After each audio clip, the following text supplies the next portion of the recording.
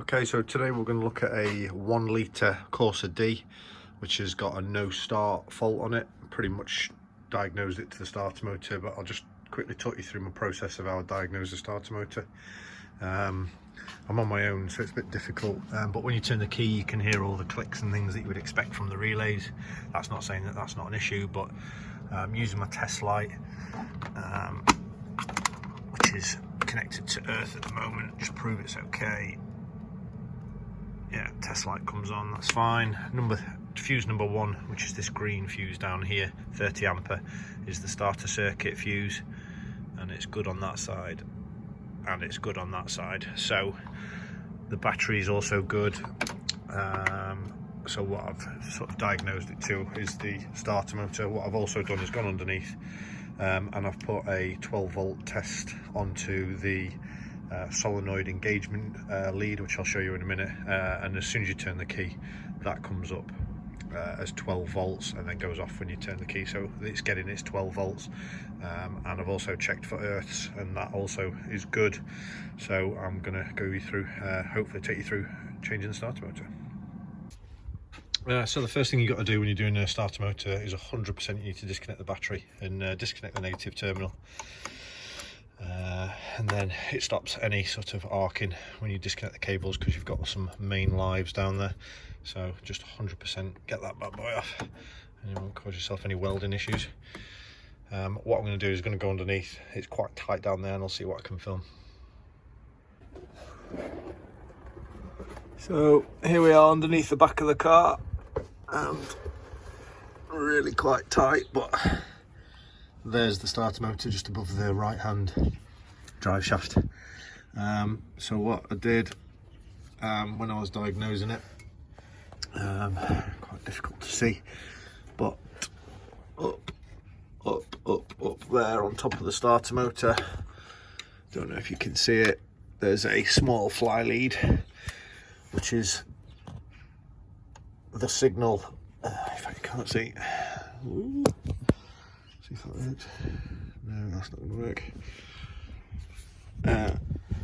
There's a small fly lead, which I don't know if you can see now because my finger's in the way, there, with the yellow cable going to it. And when you turn the switch to the start position to crank the engine, I was getting 12 volts there. I was also getting 12 volts at the upper lead, which meant that we were getting all the feeds that we needed to get. Also down at the bottom, down here, there at the bottom of the starter motor, there's the earth braid. I mean, it looks a bit crusty, but there was an earth from that to the chassis, so it's got its earth as well. Which means electrically it should be okay. So I'm going to start stripping it out now. What I'm going to do is take off the O2 oxygen sensor cable plug, just to give us a bit of space. I'll probably take off the alternator lead as well, because there's 2 bolts holding this starter on. One's the bottom one there, and the other one's right around the other side, so I'm hoping I don't have to take the alternator off to get to it, but let's see. And we'll go from there. Okay, a bit fiddly, but to get the alternator cable off, push down on this tab, give it a wiggle, that's that bad boy off, and then the O2 sensor again, give it a squeeze, and that's that bad boy off, and just tuck them out of the way, and hopefully you don't squeeze them when you're doing everything else. And then next we're going to go at that lead, probably 13mm extra deep, I would imagine. It's really difficult to film and do at the same time. Should be okay.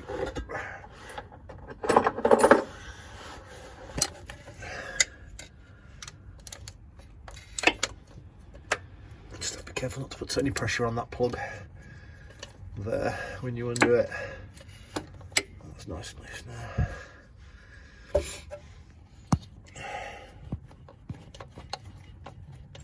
I should be able to just undo that. No power tools needed.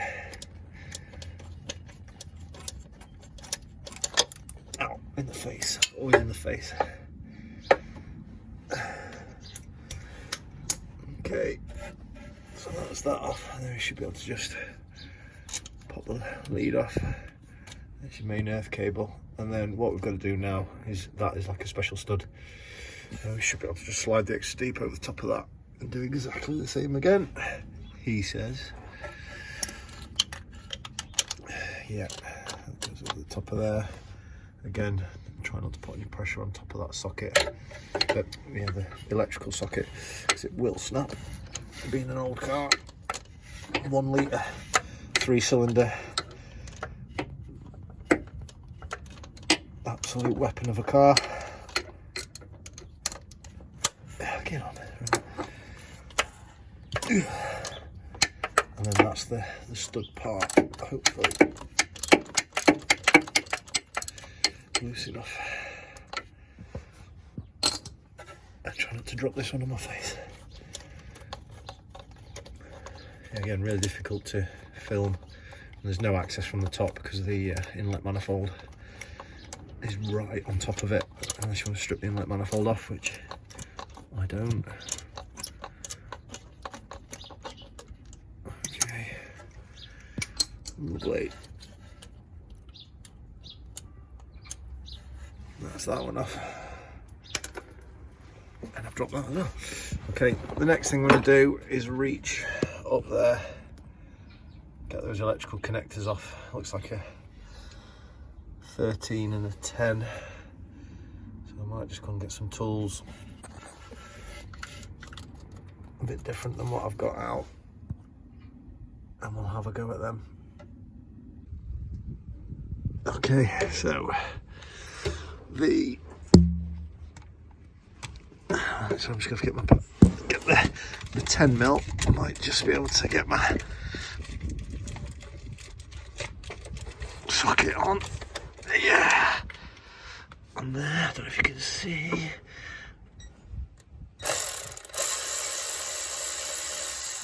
Power tools, baby.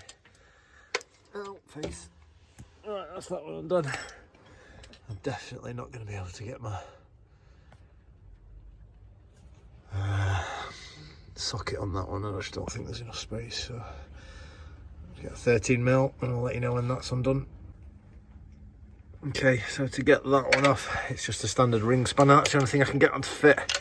I've actually got a nice stubby one, and then in the face we'll get that one off. And this is your main positive lead, so if you don't disconnect your battery at this point, 9 times out of 10 this is where you start arc welding.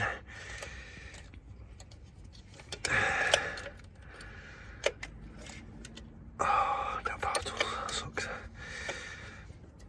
Obviously it's rusty, so it's going to be a half a turn every turn special.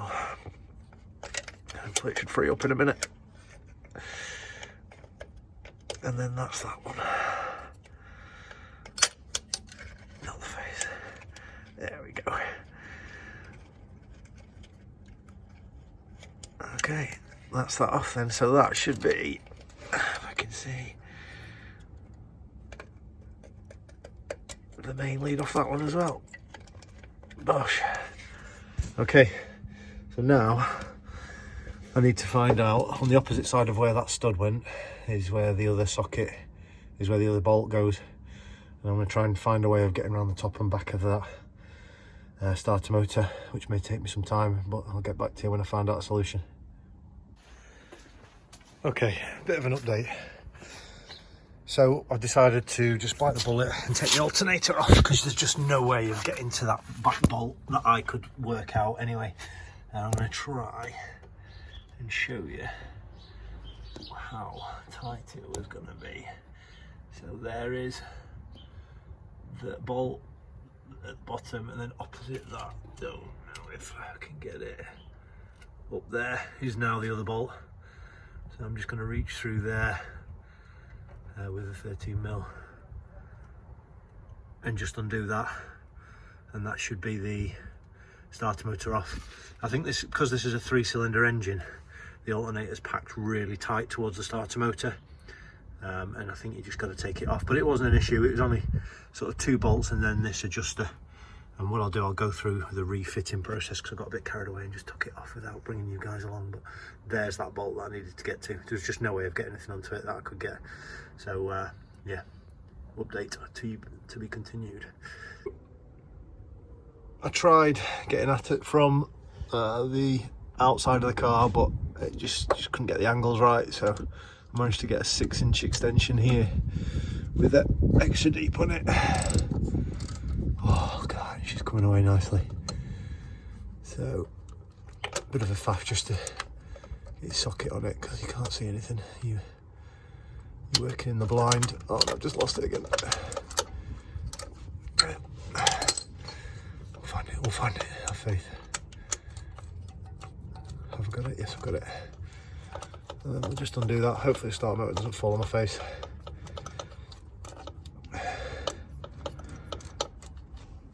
And this is where we find out that I've got the wrong start motor and there's more than 2 bolts. But I think we're about there. Sometimes when it's a blind thread, you can put a bit of pressure onto the socket, pushing it back in, and you can feel a little click. And that means that it's undone, he says. We'll see. It's just, yeah, there's a little bit of play in there. These can be a bit tight because they get a bit of aluminium to iron trusses. But there we go.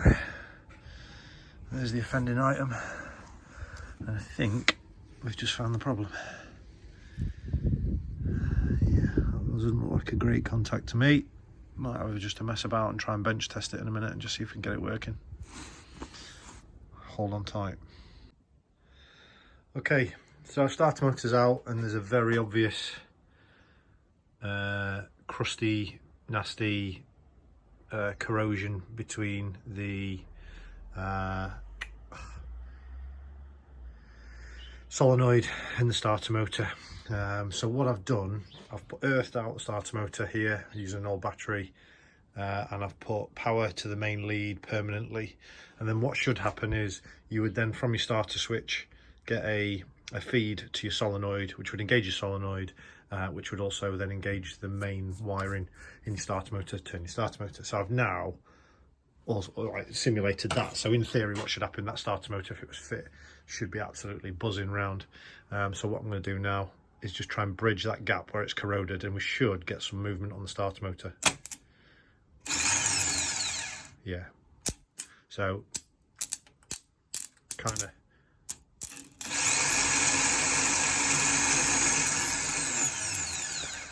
good diagnosis there. Starter motor was absolutely goosed in that position there. And now we'll just wait for the delivery guy to get us a new one, and we'll fit it in the reverse, and I'll show you how to put that alternator back together as well.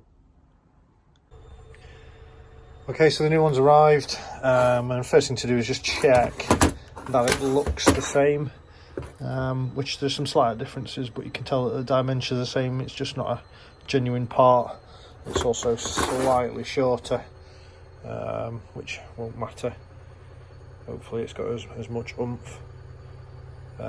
Yeah, so we'll start refitting. The connectors, for some random reason, are 12mm instead of 11mm. Probably some foreign muck. So just a slight change of sockets on the return journey, but let's get it fitted now. Be careful with it, I'm not going to break it.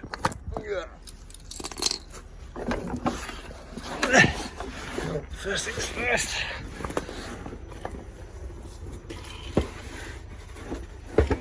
Chuck it in place. I've just remembered I've left all my torch and everything down there, but you can see I've given the hole a bit of a clear up, just to make sure that there's a contact, because the earth contact is actually between the body of the starter motor and the body of the engine. So as long as there's some bare metal touching, that needs to happen. So I'll do the reverse, I'll bolt it up, and then we'll go from there. It's fairly obvious, so you don't need to see that. And then I'll go through putting the alternator back on. Okay, to refit the alternator, there's this star bit sockets there, or bolts should I say, and there's one at the top and then one in that hole at the bottom. Now I've put the tensioner back on too early. I think I'm gonna have to take it back off, but just a note, to relieve the tension in the serpentine belt, basically what you've got to do is, there's the tensioner there, which is like just a spring loaded tensioner, but there's also a pivot point there, so you've got to slacken that pivot point and then put a star bit on the pulley and tighten it up almost, and that will put pressure on the spring to release the tension on the belt. Then you can pop the belt off. You just need to remember to tighten up that pivot point when you take it back off. Now I'm gonna take that back off now, and if I can find the right socket, it is a E, if we can focus, E14 star bit to take it off. Simply to remove it, so you would undo that one there, just slacken that off, put some tension on that, back it off, and then take your serpentine belt off. But I need to take the whole thing off because obviously I need to put the alternator back on. Now there is a tiny bit of tension left in it, so just be careful when it comes off.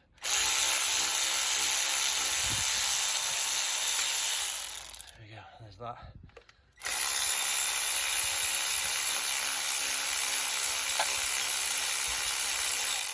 And there's that. And the tension comes off as an assembly, but then that then allows you to get access to that bolt, and then you also need to undo that bolt, and obviously the cable's on the back of the alternator to do it back up. So I need to put this back in. So, good job I've not connected any wires up. Right, I'll be back. Okay, so struggling to get the alternator back in, and what I found is there's these little top hats. And that's where the threaded part is, so when you put the bolt through, it draws them top hats out to make up the space, so there's no free play in it, so it makes it really tight to put it back onto the mounts. So what I'm going to do, where you can see, is get a socket like that over there and just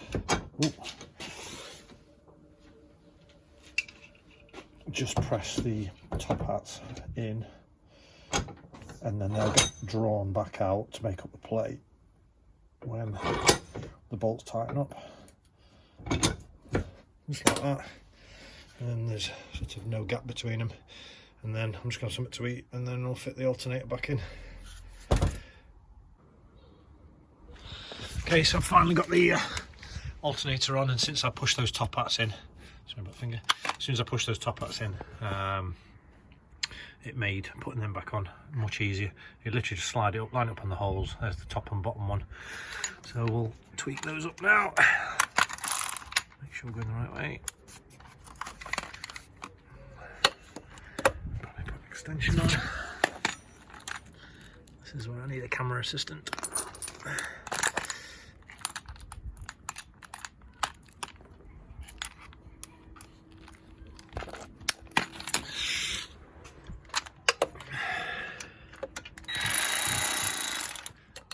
To film and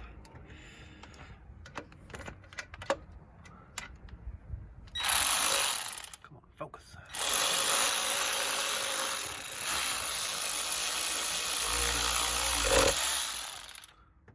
This one in.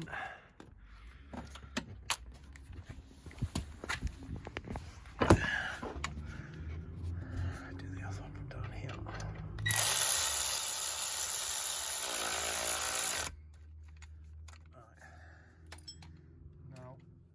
These need to be reasonably tight. Just got to draw out those top hats so that it can't move anymore. So we'll give this torque to FT.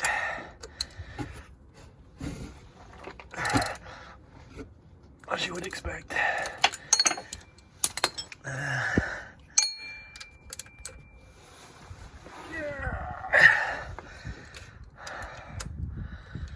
Sweet.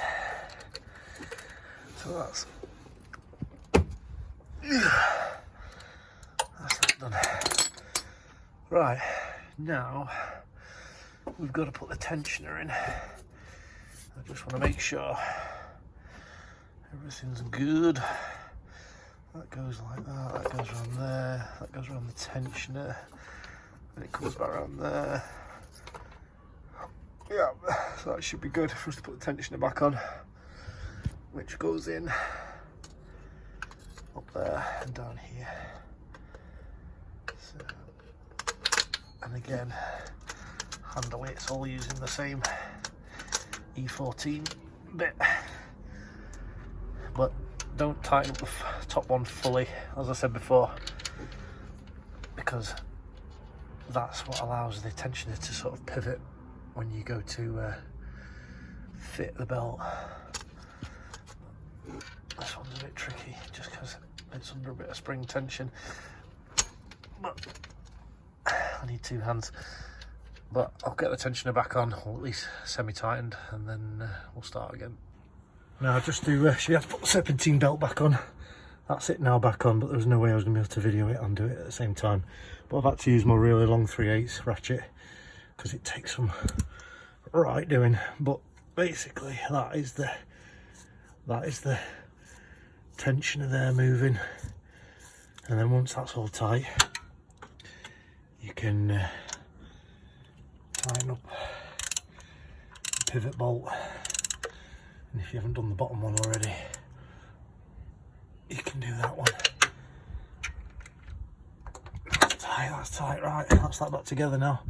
Now I took off this splash panel just to give me better access as well. So the rest of it now should be all underneath. So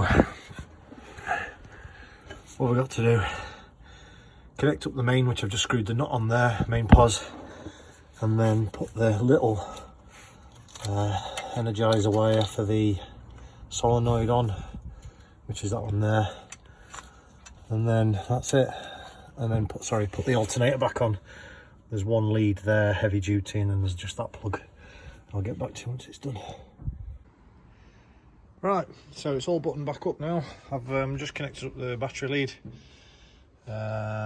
Just done a quick visual check, make sure that the belt's on top all right. Alternator looks good, belt's all right down there, everything's good. So what we'll do, we'll just give it a flick over and then just make sure everything's good. That's a gear. Moment of truth. Boom. Right. So before we do anything else, we'll just make sure that, yeah, serpentine belts not come off, all good. Right, that's good. All I'm gonna have to do now is just put the wheel well back in, wheel on, drop it down, test drive, and all good. So hopefully it's a winner. Thanks for watching.